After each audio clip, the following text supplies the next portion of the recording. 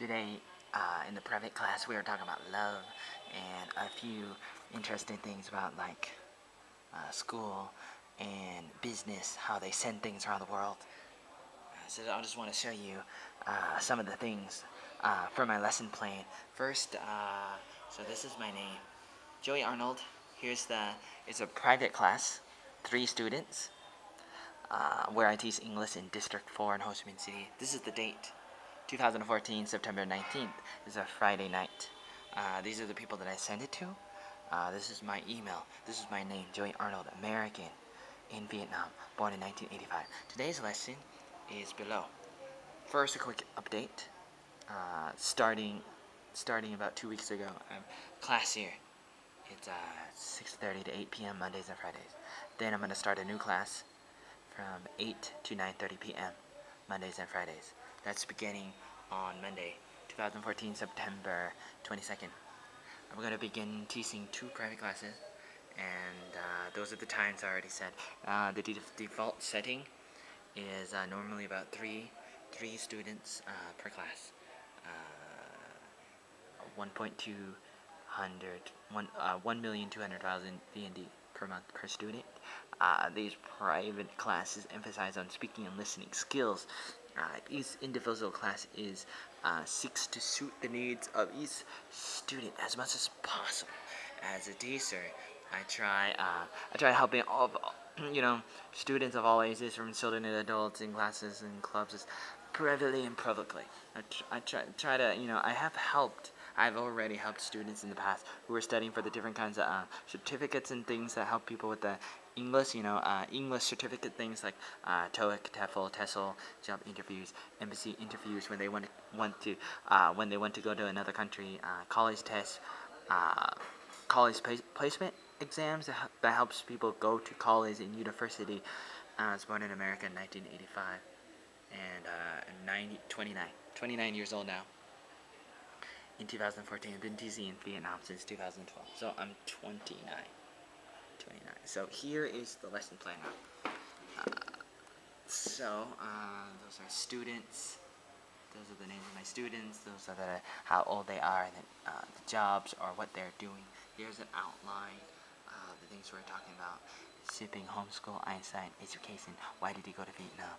I'll tell you later at the bottom. Trans company is different than the UPS because they have ships.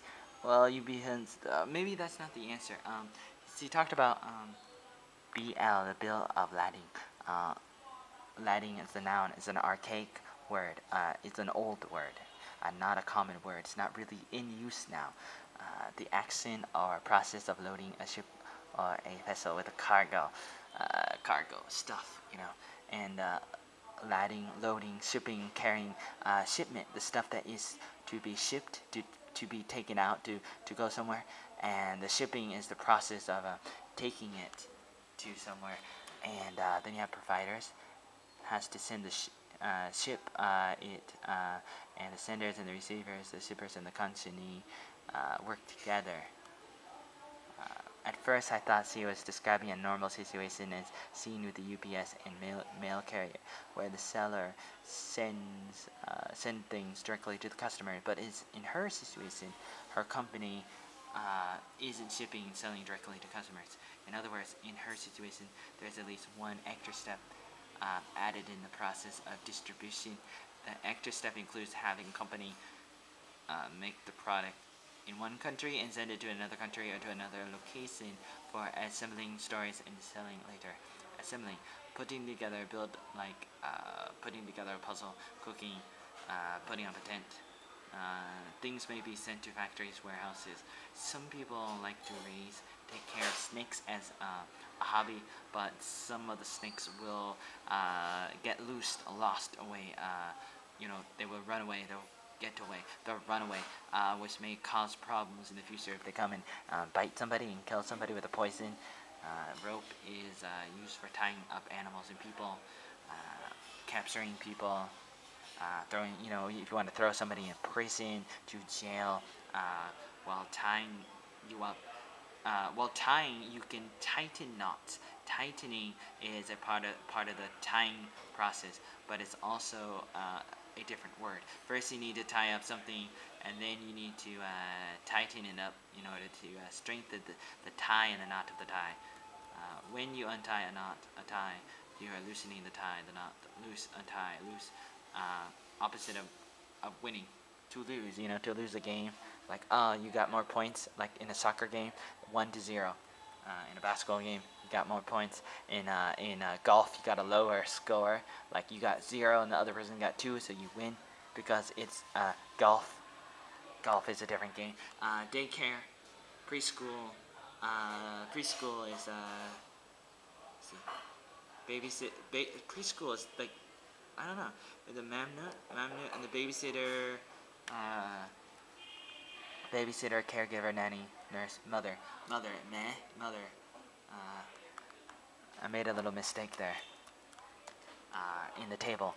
There's rattlesnakes. Rattlesnakes has a rattle on its tail, so you can hear it when it's coming before it comes to get you. Snakes on the plane. Anaconda. There's some really scary snakes, but where I'm from, the snakes were not as scary. Maybe in some places in Oregon, but like in the desert, but not like in other places like where I'm from. There's this spellcheckers. Spellcheckers are not necessarily more accurate than translators like Google Translate, for example. They are both not perfect. I wish we could use the best parts of translators and spellcheckers. I was homeschooled by my mother until I was 15 years old. Then I decided to go to public high school, but because I was thinking that I read all the books in the house and that I wanted to meet some new people, more people, I thought that I met all the people in my neighborhood, and I read all the books in the house, even though I didn't. But somehow, it was like my decision, and it was good. And my mother, helped me and continues to help me. And my mother homeschooled my siblings as well. My older sister until she was 5, my brother until he was 10, and my younger sister until she was about 12 or 13. Dictionaries define words. Encyclopedias are kind of like dictionaries, but bigger.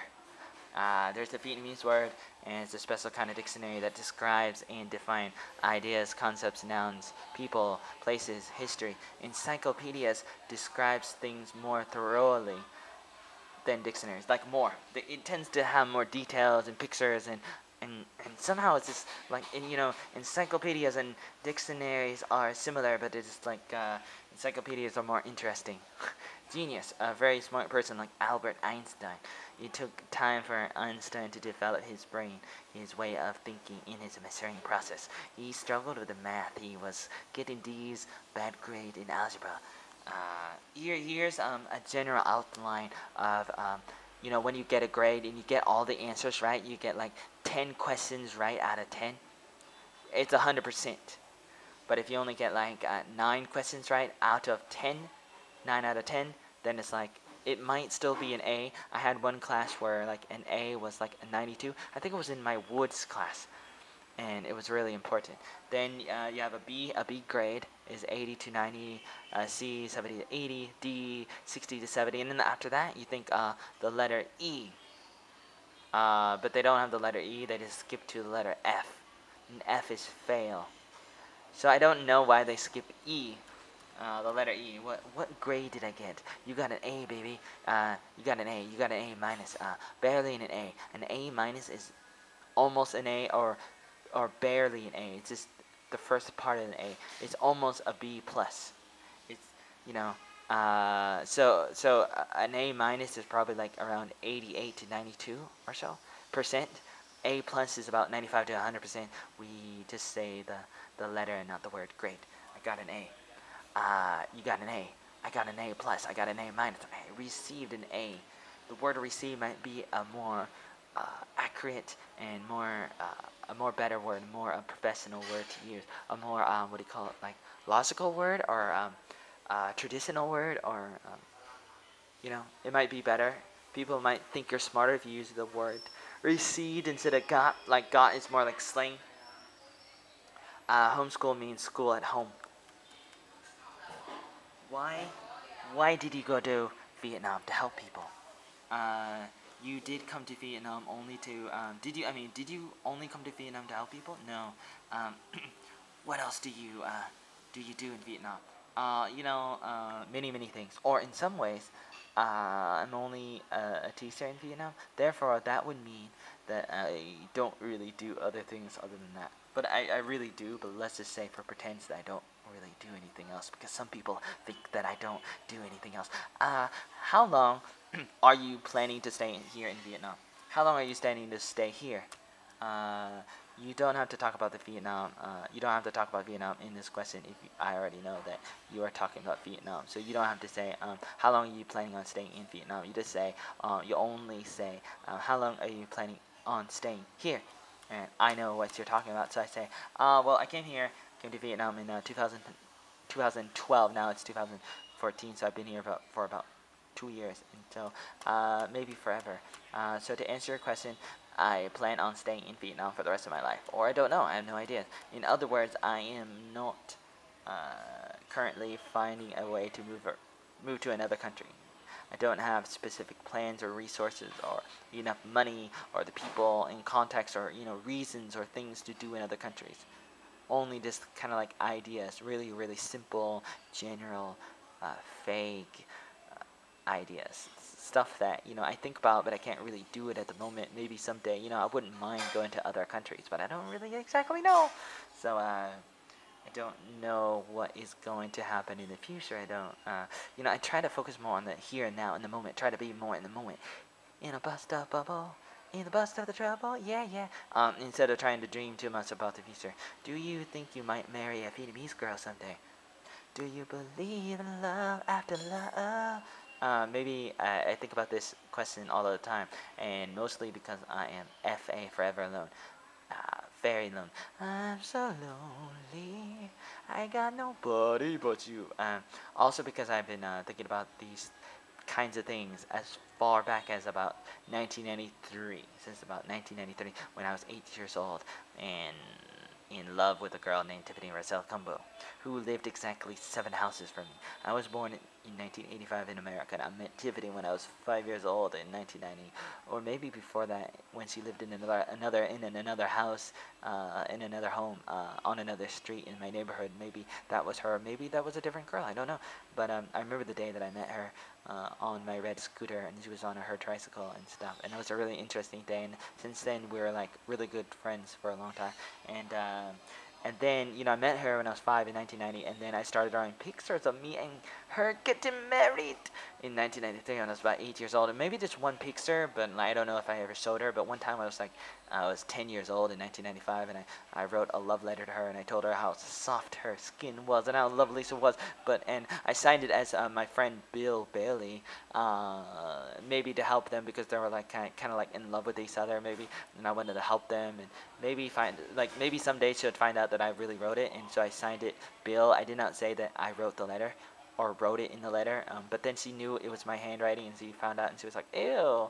So sometimes we would play house where I was like the father and she was like the mother, especially when we were like younger, like especially when I first met her in the first few years from 1990 to like 1994 or so, when I was about 5 to 9 years old.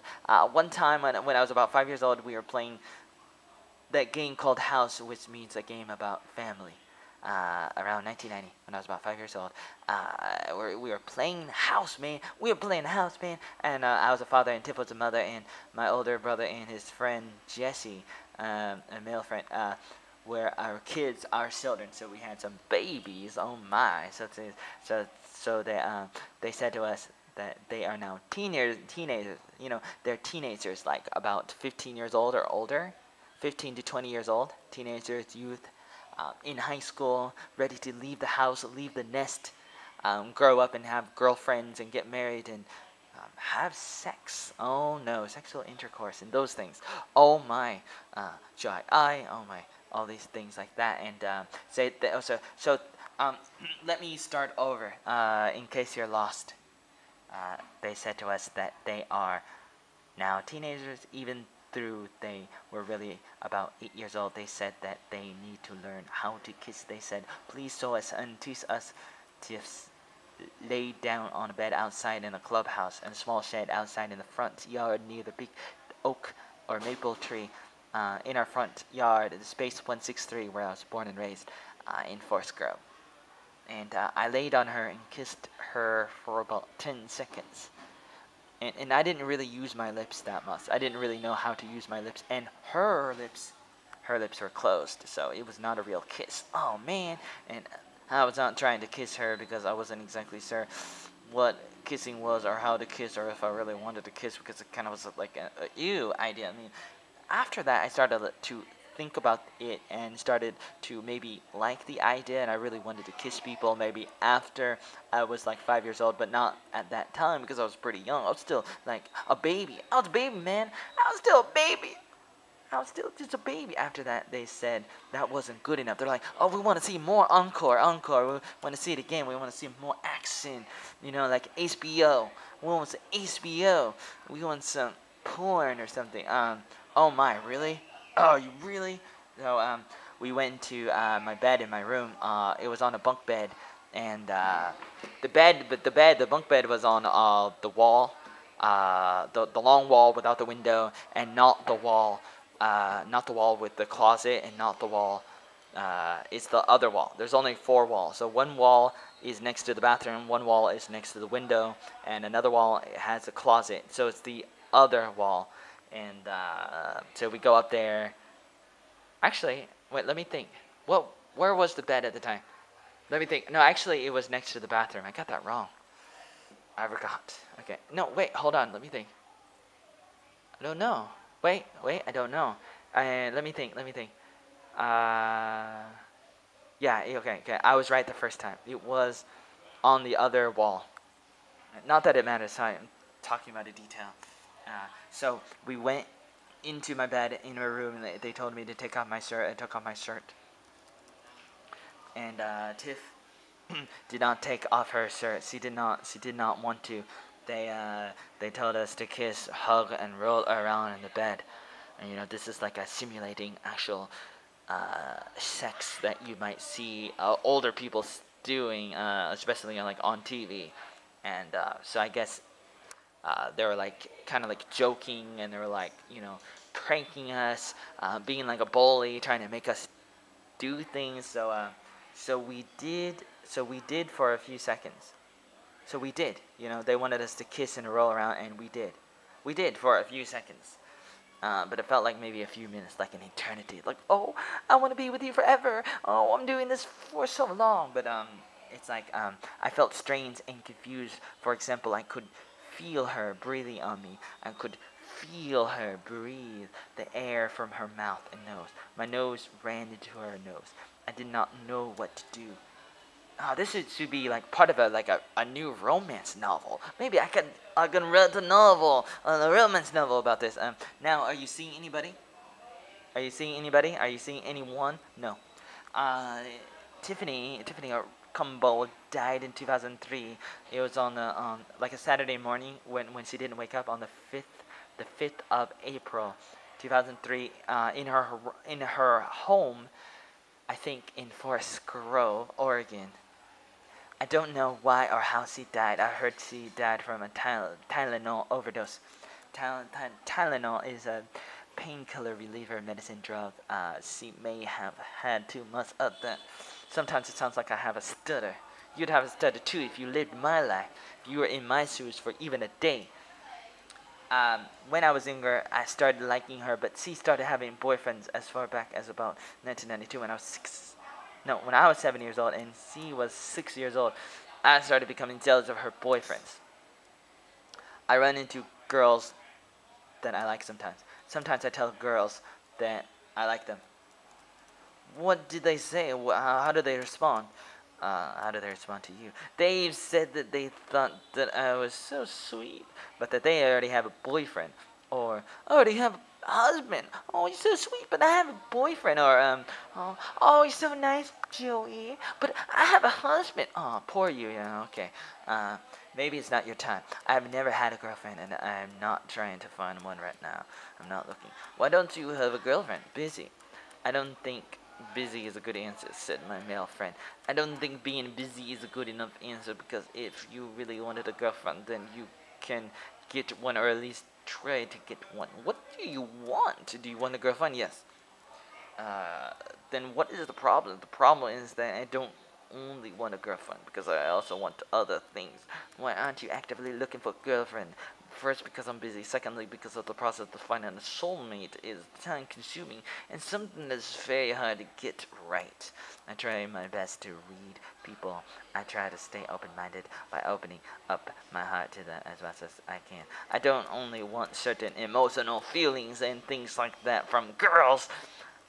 But how can you know if they're good for you or not? I try giving them enough time. I observe what they do in their lives and how they handle pressure, situations, problems at home, school, work, anywhere, with their family, with their friends, at work, in the public place, with the strangers. Do they try to help people? Do they like children? Do they like the unfortunate, the less fortunate? Do they like poor people and kids and people of all ages and old people, especially kids who because I want to start a family and have 25 kids and start a football team and make movies with all my kids and have them do my homework and do my housework, take care of me when I'm older. Maybe not, they can do whatever they want, but when they're younger, they have to do whatever I tell them to do when they're under my roof. Who's in the house? The roof's on fire. Now there's no roof. Now they can do whatever they want. It's freedom. Oh no. But who they are normally may be different. Who they are normally, or who they normally are, may be different than who they are around me. And you got to realize that. But sometimes when people get together and they're dating or they're courting, courtship or something like that, arranged marriage, or especially when they're dating, they don't really know who the other person is, and it's so sad. My time, my schedule is negotiable sometimes, and sensible for the higher bidders or the highest bidder, and the buyers are the people that are paying more money for my time for something, or people that are more important, placed in the higher priority. When are you free? When are you free? Joey Arnold, original Ooh to me. I'm always and never free. I'm always free. No, I'm never free.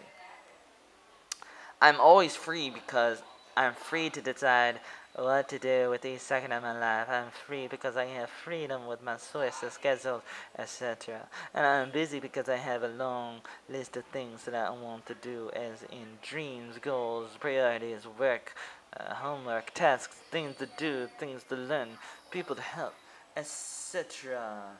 Okay, well, that's just 2 emails of the other girls. But, these are all the different folders that I have. Oh, so this video is like 20 minutes. So I don't know if I can make a shorter version of this, but in case you don't know, this is me. I'm Joey Arnold. My hair is not the best, but maybe that's why I'm single, because I need to work on my hygiene a little bit more. My hairdo, my eyebrows, I gotta work on that a little bit more. 911, call 911. Call my mom. I need a lifeline. Need some help. Don't know what's going on in the neighborhood. Oh man, making trouble in my neighborhood. I got one little fight. My mom got scared. She said, "You're moving your auntie to a place called Bel Air." Really? Yeah, I think so. Really. Why are you doing that? I don't know why I'm doing that. Don't you want to hang out with the cool people? No, I don't know if I can hang out with the cool people. But the cool people are so exciting. I don't know if they're exciting or not. Why would you want to do that? Because they're so cool. It's so exciting. Oh, why? What? Sometimes it's not really important to be popular. You got to do the right thing. That's the most important thing in life. To do the right important thing. Even if everybody's doing it and they jump off a cliff, you shouldn't really do it, because if you jump off a cliff, you're gonna die. Okay. Thank you. Take care. See you later on the pip side. Goodbye. Goodbye.